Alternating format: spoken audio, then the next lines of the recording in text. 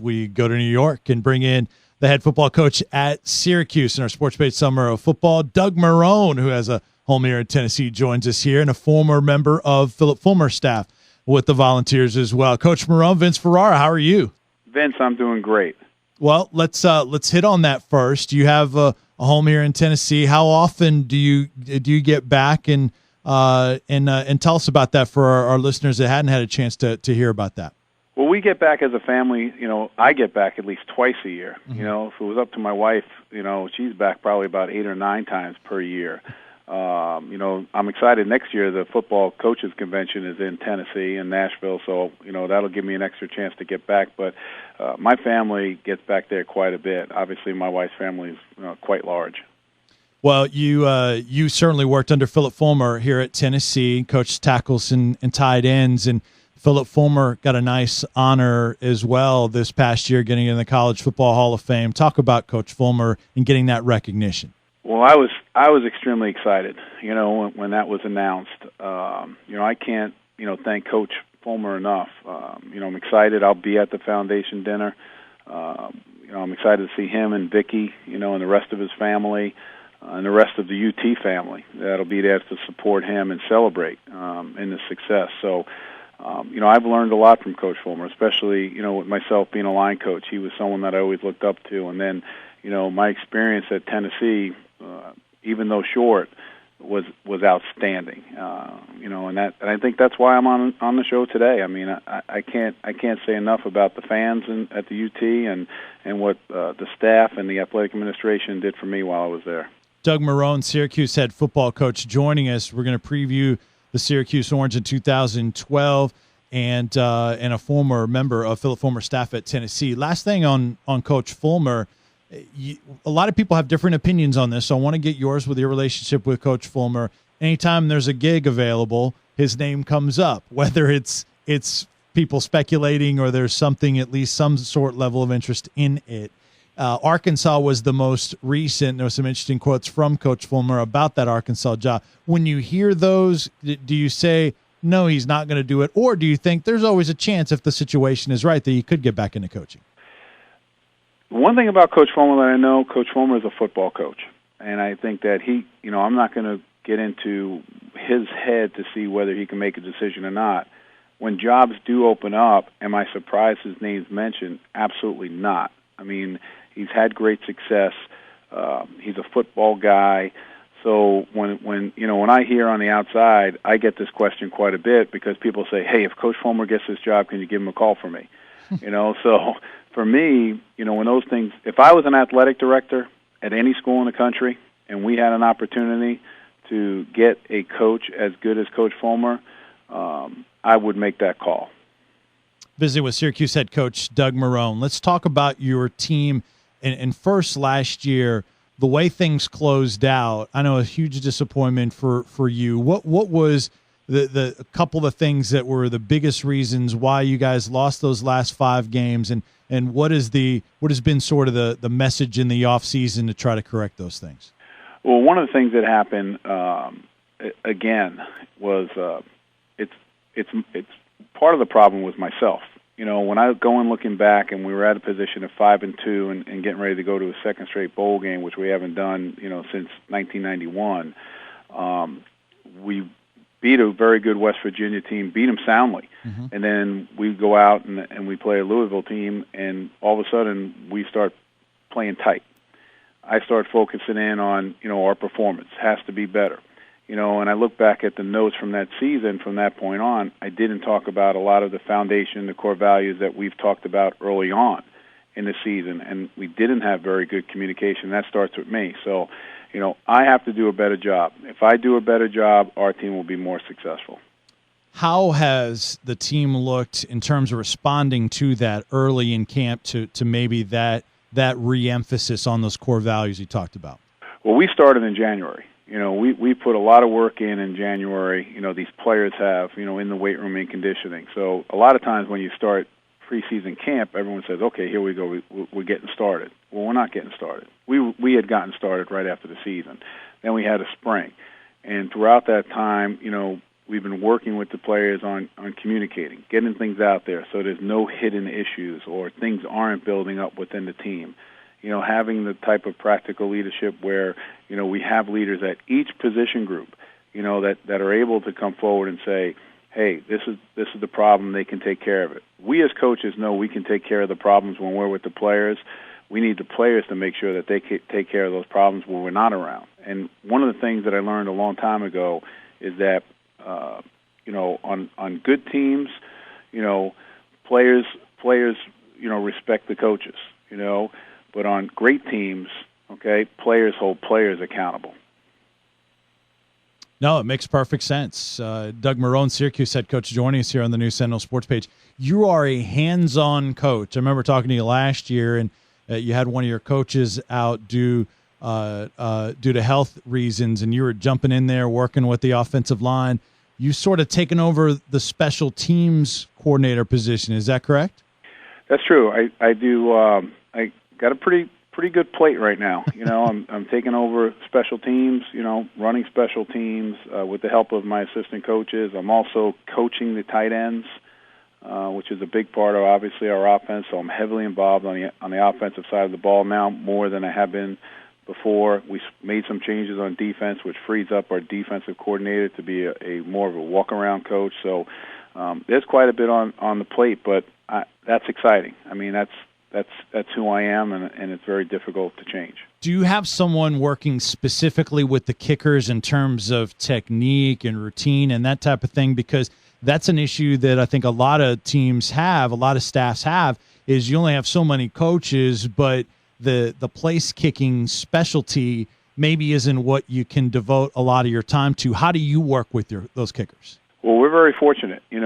For myself, I use John Ansamo, who was the head coach at Nassau Community College, which obviously didn't have a large staff, and he only had a kicker for 2 years working at a junior college. So he really works with our punters and kickers on the technical aspects. And here's the greatest story, Vince, is that every time we refer to technique on kickers and punters, especially punters, Vince always refers to, John Ansamo always refers to, when I was a young coach, I went to a clinic and I listened to Coach Majors. And he always goes about how Coach Majors talked about the progression of the punter, so there's another UT tie. So I think that's a very difficult position. Special teams coaches, for the most part, know a lot about scheme and all the different areas, but they know the techniques of the kicker and punter. So we feel very fortunate that our kicker and punter can handle that. And then obviously I have a background in long snapping, so again, we can look at and address the technical issues of our long snappers, and as well as the technical issues of the center, which is another position that I think is overlooked from a technical standpoint. Joined by Syracuse head coach Doug Marrone. Let's quick hit those two other units, offense and defense. We'll start in the offense with the returning starter and quarterback, senior Ryan Nassib. Give us a couple things that stand out to you about your offense. Well, Ryan, we're looking for Ryan to play better. I mean, he's been a starter for us for now 3 years, and we're taking it into this final year for him, and we want to reap the benefits of all that experience, and he has to go out there and perform. And Charlie Loeb, has done a nice job in the spring and is pushing him during this camp. The offensive line, we have to replace some good players. Those players are in NFL camps. We lost our left tackle, who's probably the best player in the Northeast. I can't speak for the rest of the country because I haven't seen it, and Justin Pugh, but Sean Hickey's coming in, who's from Pittsburgh, who's been hurt for 2 years but has a lot of talent. So, the offensive line is big. Our receivers, we're getting back. Marcus Sales is back on the team now. He's made some big plays, got 3 touchdowns in the Pinstripe Bowl. That's going to help us. And same thing, Ryan has been working quite a bit with these receivers. They've been together for a while, and they need to play better. So on offense, we need to step it up because we have to score more points. Things that stand out about your defense. 2 years ago, we were in the top 10 defensively. Last year we finished, way back in the pack. And in our conference standings, we were last. So we have experience back in the secondary, which is important. Last year we did it. People made a lot of big plays on us. I don't think that's going to occur this year. We've changed the way we look up front. I mean, we're much, much bigger. Now, our performance has to match our ability, our potential, So if we can do that, they'll be the first guys coming off the bus, those defensive linemen. And if they play as good as they look, we'll be in good shape, and we're bringing back experienced linebackers that have game experience. So our thing right now is going to be, hey, when we get on the field, it's how we play. At least you have an easy non-conference schedule, Coach. Exactly. We probably have the most challenging non-conference schedule. But and people have asked me about that. They're like, hey, look what these other teams do. They pay this team to come in. They pay that team to come in and play. You have to be like, I'm excited. Let's go play them. Mm-hmm. Let's play. Let's see. We practice. You practice and you work and you do all that stuff during the year. For what? Let's go out and play them. Let's see where we are. So I'm excited about that challenge.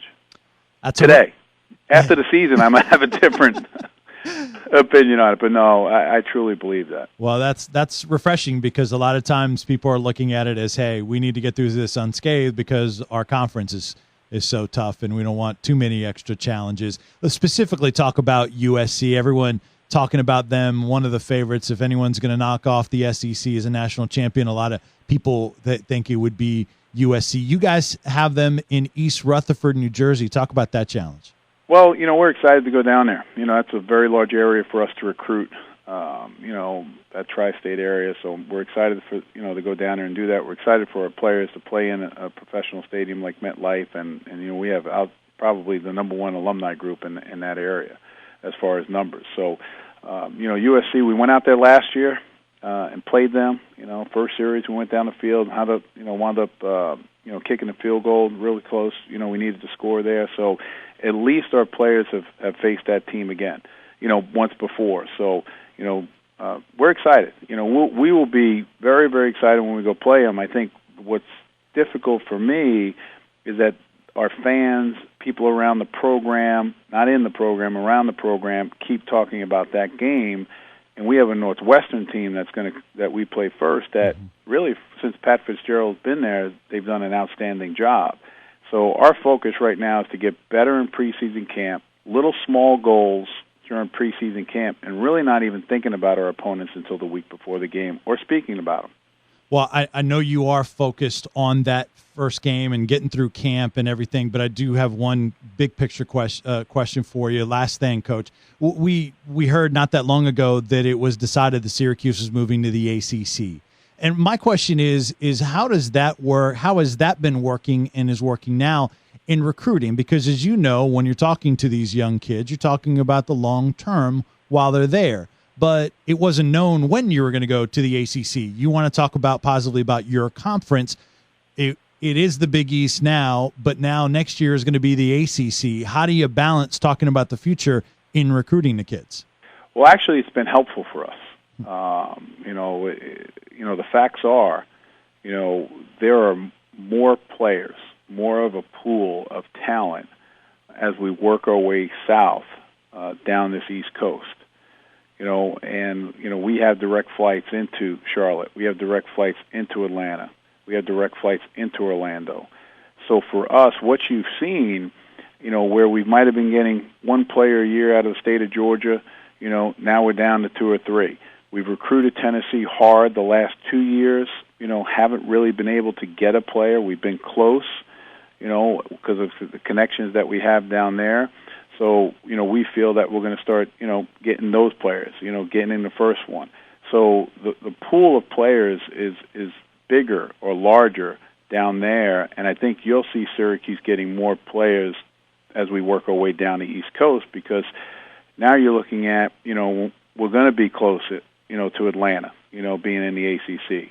We're going to be close to, Charlotte, being in the ACC, Virginia in the ACC. So we're seeing our recruiting board have a better pool of talent.